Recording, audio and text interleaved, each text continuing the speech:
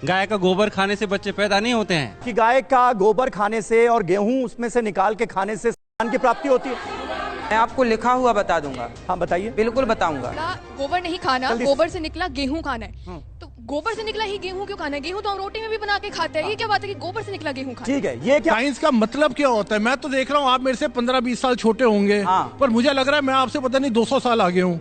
आप मुझे बड़ी छोटी सी, अब एक मिनट, एक सुन लीजिए। एक आदमी अपनी शादी में दूल्हा नाच सकता है, दुल्हन नहीं नाच सकती। बहुत उपाय हैं जिनसे खाने से बच्चे भी होते हैं और लड़के भी हो जाते हैं। ऐसे ऐसे भी उपाय हैं। ये तर्कशास्त्री जी क्या हर चीज को लिखित में दिखाएंगे हमको? मतलब तर्कशास्त्रियों को, वैज्ञानिकों को, डॉक्टर्स को नहीं पता है क्यों? सारी चीज डॉक्टर यहाँ पर कोई कुछ बोल। महाराज जी नहीं बोला, जो उसका गेहूं निकलता है उसे धोने किसमें से गेहूं किसमें से निकलता है? गाय जो गोबर करती है, गोबर जो करती है, गाय के गोबर से जो गेहूं निकलता है वो खाना है? वो नहीं, गेहूं धो के खाना है। गेहूं धो के खाना? उसे पिसवा के। ठीक है। ये पूछ रहे हैं साइंस का मतलब क्या है?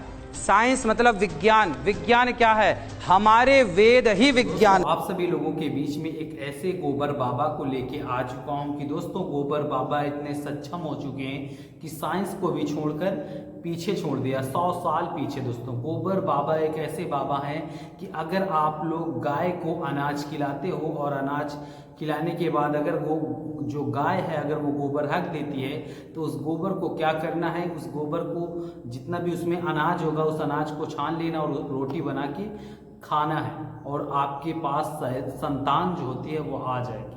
तो दोस्तों चलिए उस बाबा को देखते हैं, फिर बात करते हैं। एक गाय का गोबर जो होता है वो कोहिनूर हीरे से भी ज्यादा महंगा होता है। रघुवंशम को आप मिथ्या कह रहे हैं? आज सारी ये बातें, महाकवि कालिदास की बातों को आप मिथ्या कह देंगे? सारी बातें साबित हो चुकी है। आपने पढ़ा रघुवंशम? हाँ, रघुवंश पढ़ा है, संस्कृत भी पढ़ी है। आप ये कहकर मत डराइए कि रघुवंश पढ़ लिया तो आप ज्ञानी हो। रघुवंश हमने पढ़ा है। आप बाबा सुन तो लीजिए, सुन तो लीजिए। आज ये प्रमाणित हो चुका है कि स्त्री और पुरुष के मिलने से बच्चे पैदा होते हैं। गाय का गोबर खाने से बच्चे पैदा नहीं होते हैं।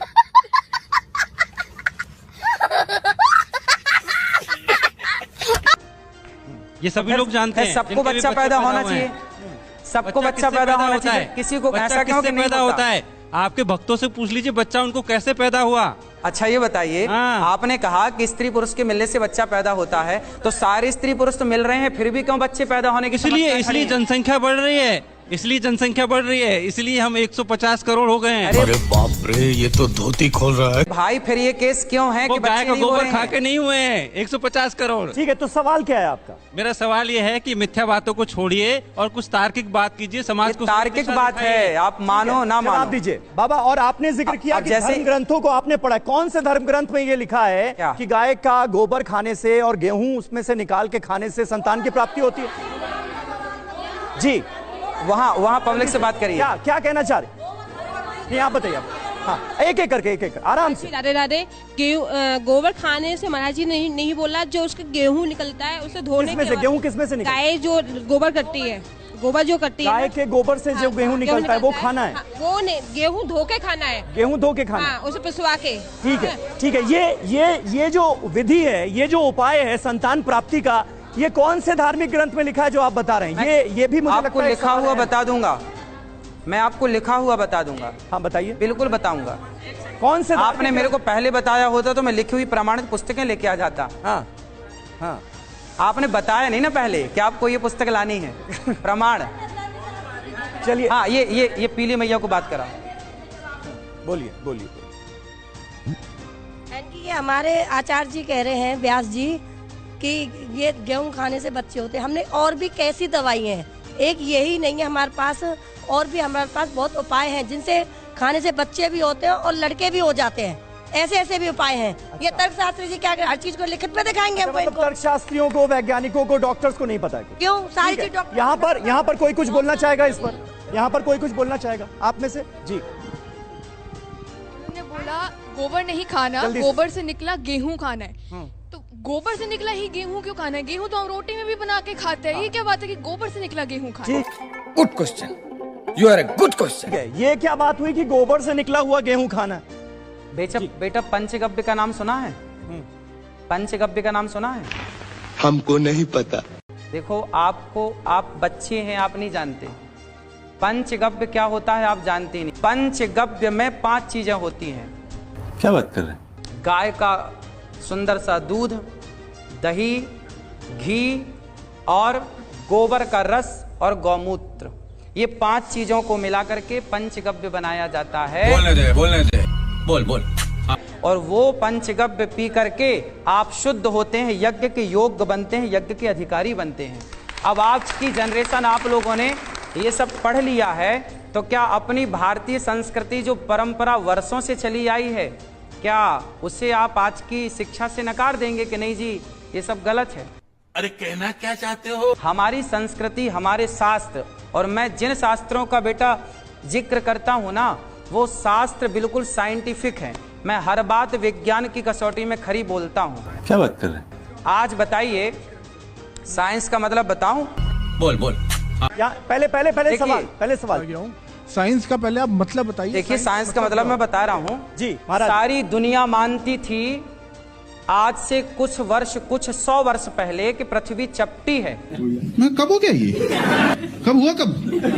सारी दुनिया मानती थी कि पृथ्वी चपटी है। उस समय भारत के हमारे वेद पुराण कहते थे कि पृथ्वी गोल है। भागवत जी में आज भी सब्जेक्ट है भूगोल, जो पृथ्वी गोल है। देखिए, साइंस का मतलब क्या होता है? मैं तो देख रहा हूँ आप मेरे से 15-20 साल छोटे होंगे। हाँ। पर मुझे लग रहा है मैं आपसे पता नहीं 200 साल आगे हूँ। आप मुझे बड़ी छोटी सी, अब एक मिनट, एक सुन लीजिए। हाँ। एक आदमी अपनी शादी में दूल्हा नाच सकता है, दुल्हन नहीं नाच सकती। ये मुझे समझ नहीं आया। दूल्हे की खुशी अलग है, दुल्हन की खुशी अलग है, ऐसा क्यों? चाइना, अमेरिका वगैरह कंट्री में जहाँ पे गाय की वो पूजा नहीं करते, इसका मतलब है वहां बच्चे नहीं होते उनको। अगर कोई मेडिकल इश्यू होता है तो उनको भी यही वाली चीज करनी पड़ती है। भारत की तुलना और तीसरा बहुत इंपॉर्टेंट, साइंस का मतलब क्या है? आप रेफर मत करिए, मैं बताऊंगा। इसका प्रवचन नहीं, एक लाइन का आंसर दे दीजिए। साइंस का मतलब क्या? नहीं तो मैं जवाब ले लेता। देखिए, ये पूछ रहे हैं साइंस का मतलब क्या है। साइंस मतलब विज्ञान। विज्ञान क्या है? हमारे वेद ही विज्ञान है। साइंस ये होता है, सुन लीजिए, जो प्रक्रिया 99.99% टाइम सक्सेसफुल होती है, उसको साइंस कहते हैं। सिंपल सी बात तो सही है। क्यों हमारे वेद प्रमाणित नहीं है? Repeatedly successful. अगर जो चीज 40, 50, 60% होती है उसको साइंस नहीं क्या कहते। वेद को आप प्रमाण नहीं मानते? अरे आप वेदों पे क्यों जा रहे हैं? मैंने क्यों? वेद ही विज्ञान है। आप विज्ञान कहाँ से आया? आप बात कर रहे हैं बच्चों की। आप कह रहे हैं बच्चों को गाय का ये दो तो बच्चे पैदा हो जाएंगे। ये अगर 99.99% अगर ऐसा होगा तो साइंस है। यदि इसका आपके पास कोई डेटा है? यदि हाँ, हाथ जोड़ के मैं मोदी साहब से गुजारिश करता हूँ। को संतान नहीं होती, वो गाय को गेहूं खवाए, और गेहूं जब उसके गोबर से वापस आए तो उसको धुल करके, उसे सुखा करके, उसको पीस करके उस आटे की रोटी बनाकर भगवान को भोग लगाकर वो रोटी खाने से संतान प्राप्ति होती है। आपने देख लिया हमारे गोबर बाबा, जो कि आज विज्ञान और हमारे MBBS डॉक्टर साहब को सबको 200 साल पीछे छोड़ दिया दोस्तों। अब उनकी डिग्री होगी, जितनी भी डिग्री होगी, और उनको सबको अब गंगा जी में भगाना पड़ जाएगा, तालाब में फेंकना पड़ जाए। क्योंकि हमारे एक ऐसे गोबर बाबा, आपने देखा होगा, वो गोबर बाबा सिर्फ अगर आपके पास बच्चे नहीं पैदा हो रहे हैं तो आपको क्या करना है, बस किसी देसी गाय के पास जाना है और आपके पास किलो खाड़ अगर धान है, चावल है, गेहूँ हो, कुछ भी हो, और उसको ले जा कर के खिलाओ। और खिलाने के बाद जब गाय उसका ताके रहना, जब वो गोबर दे तो उस गोबर को उठा के लाना और उसको छानना, और उसमें से जितना भी अनाज निकले उस अनाज को ओखली में या मशीन में पिसवाना और उसकी रोटी खाना और बच्चे पाना। तो दोस्तों, हमारे बाबा इतने, हमारे देश में ऐसे ऐसे बाबा हैं कि जो कि दोस्तों बहुत ही महान बाबा हैं, द ग्रेट बाबा, बहुत ही महान बाबा हैं, जो कि दोस्तों अब हमारे देश के बाबाओं से अब हमारा जो इसरो, जैसे कि अमेरिका की जो कंपनी है, वो भी हार चुकी है दोस्तों। क्योंकि उसने जितनी भी वो तरकीब अपनाया था हमारे बाबा, उसको आज से 10 साल पहले ही कर बैठते हैं। तो दोस्तों, हमारा भारत महान है, और साथ साथ हमारे भारत के जितने भी बाबा वो भी महान हैं। तो बाबा के लिए आप लोग क्या कहना चाहते हैं, प्लीज़ कमेंट में ज़रूर बताएं, क्योंकि ऐसा बाबा आपको कभी नहीं मिलेगा। तो दोस्तों, ये वीडियो अच्छी लगी तो प्लीज़ यार चैनल को सब्सक्राइब किया करो और बेल आइकन को ज़रूर प्रेस करा करो यार। ऐसे ऐसे बाबाओं को मैं आपके पास लाऊंगा और आपके पास कोई दिक्कत होगी तो प्लीज़ मेरे कमेंट में, मेरी वीडियो के कमेंट में बता देना। मैं आपके लिए बाबा की पूरी जानकारी लेके आपके पास भेज दूंगा वीडियो बना के। जितनी भी आपके पास दिक्कत होगी वो सब दिक्कत सॉल्व हो जाएगी। अब आपके पास डॉक्टर के पास जाने की ज़रूरत नहीं है। तो दोस्तों नेक्स्ट